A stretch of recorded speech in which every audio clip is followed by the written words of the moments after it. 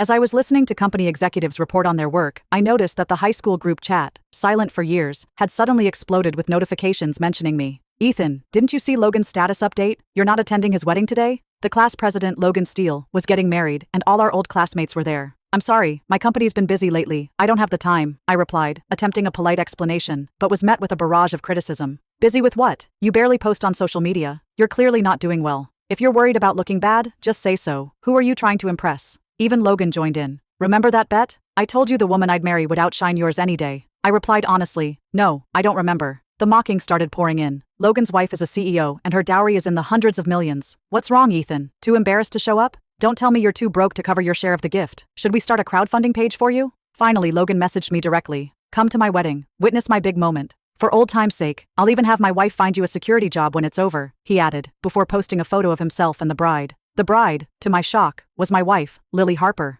I replied, all right, I'll come to witness your happy day. Just then, I received a message from Lily herself. Hubby, I'm heading back to my hometown to see my parents. I've left food for you in the fridge. Heat it up when you're ready. Love you, baby, she added. For the past 3 years of our marriage, Lily had been attentive, always leaving my meals prepared and seeing to my needs, even while spending money lavishly. In the past, I would have felt grateful for her thoughtful gestures. Today, I only felt insulted. Ending the meeting early, I drove straight to the wedding venue in Logan's hometown. From a distance, I saw the banner over the hotel entrance. Congratulations to Ms. Lily, CEO of Bezla Business Group, on her wedding. There, beneath the banner, stood Logan in an expensive suit, awaiting his bride. A group of our old high school classmates surrounded him. Logan, we had no idea. You've been dating the CEO of Bezla Business Group? Yeah, the famous entrepreneur Ms. Lily. You're really something, marrying such a wealthy and influential woman. Even our old homeroom teacher chimed in, flattering Logan. Logan, I always knew you'd be successful. That's why I made you class president. Grades aside, you were destined for greatness. Logan stood, basking in the admiration, as proud as a rooster. After we married, Lily always talked about building her own career. I'd funded her ventures, luxury boutiques, beauty salons, yoga studios,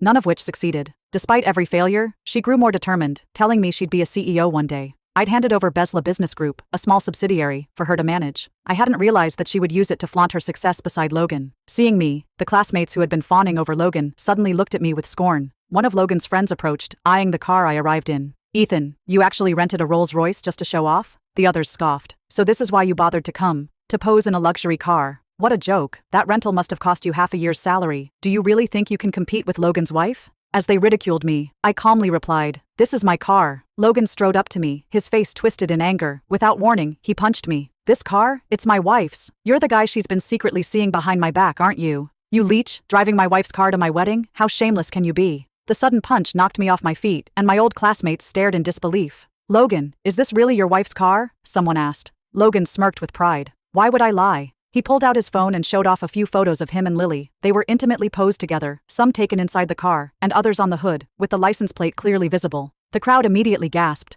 So it's true. That means Ethan is definitely mooching off someone else's wife. Logan glared at me coldly. No wonder you've been so quiet on social media all these years. Turns out you're nothing but a leech. The others quickly chimed in. Wow, Ethan, you always looked so put together. Never thought you'd stoop to this. I used to think he was the high school heartthrob, but now, total scumbag. It's pathetic, really, acting all aloof when you're just mooching off a rich woman. Even our homeroom teacher looked disgusted. Ethan, don't ever tell anyone I taught you. I don't associate with people who lack morals. The murmurs and criticisms from the crowd attracted more onlookers, many snapping pictures and recording videos. I took off my designer jacket, worth millions, and tossed it in the trash. Facing Logan, I kept my voice steady. You punched me without knowing the full story. Pretty lawless of you, Logan sneered. What are you gonna do about it? You came here in my wife's car, practically begging to get hit. He turned toward the Rolls-Royce behind me, his face contorted with anger. There's nothing worse than a man who lives off women. He pulled out his keys and scratched Mistress Deserves Death onto the car door. I glanced at the words and said, soon, you'll realize how ironic that phrase is. Logan laughed bitterly. You're still running your mouth? You shameless loser. He picked up a brick and smashed it against the car. First the windows, then the hood, leaving dents and shattered glass. Logan is the future heir of Bezla Business Group. We can't let him be bullied by someone like Ethan, someone shouted, and suddenly my old classmates joined in, smashing and vandalizing the car without hesitation.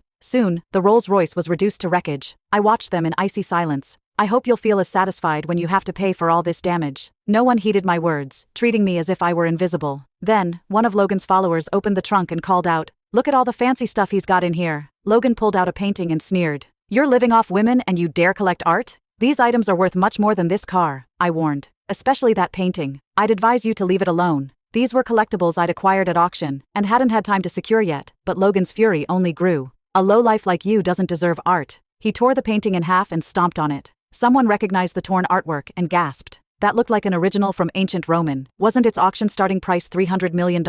Logan scoffed. So what if it's worth $300 million? My wife's money is my money. I can do what I want with it. I clenched my fists, speechless with anger. Even if I'd given Besla Business Group to Lily to manage, she had no business losing half its value. But to my classmates, she was a brilliant CEO, someone to admire. Encouraged by Logan's lead, the others took turns destroying the remaining items in my trunk. I silently took out my phone and spoke into it. Locate my position and send backup immediately. Before I could finish, one of Logan's lackeys snatched the phone from my hand and smashed it to the ground. Still trying to call for help? What, are you going to summon some wealthy sugar mama to bail you out? He laughed derisively. The rest of them joined in, mocking me with exaggerated laughter. I glanced at the broken phone and said calmly, "We'll see who's laughing soon enough." Logan grabbed me by the collar. "You think you can threaten us?" His eyes landed on the jade pendant around my neck and he ripped it off, grinning. "I bet this was bought with my wife's money too." I felt a surge of panic. "Give me back the necklace." Logan noticed how much I cared about the necklace and sneered. "What's got you so anxious? Is this necklace really worth that much?" I tried to stay calm, but my voice betrayed me. "It's not valuable, but it's very important to me. Give it back." I reached out, desperate to snatch it. This jade pendant was more than jewelry. It was an amulet my mother had sacrificed her health to get for me. I'd been weak and sickly as a child, once even hospitalized in a coma. Doctors had told my parents to prepare for the worst, but my mother refused to accept it. She climbed the temple mountain in blistering 40-degree heat, taking each step on her knees to show her sincerity. By the time she reached the top, her knees were raw and bleeding, her head bruised, and she was barely conscious. But she'd prayed for this jade pendant, and it seemed the heavens had listened.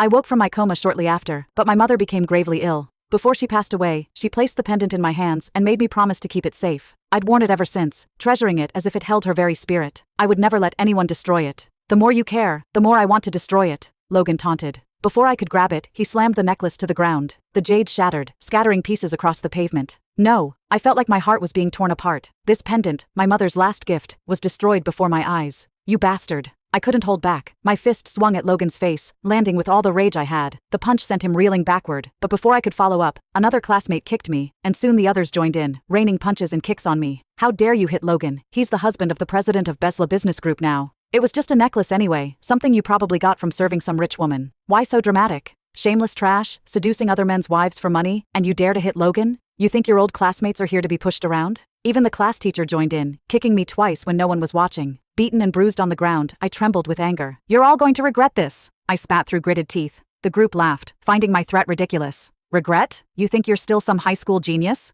What's the use of being a top student? Look at you now, scrounging off others. Pathetic. A man living off women should know his place and take his beatings quietly. You're digging up old friends just to beg? If I were you, I'd be too ashamed to show my face." They held me down, sneering and humiliating me, as onlookers gawked and spat. Logan, surrounded by his supporters, stepped on my face, grinning. "Regret? Sure, I'll wait and see how you make me regret anything." Just then, a line of luxury cars roared up and stopped in front of the crowd. A man in a suit stepped out, moving with calm authority.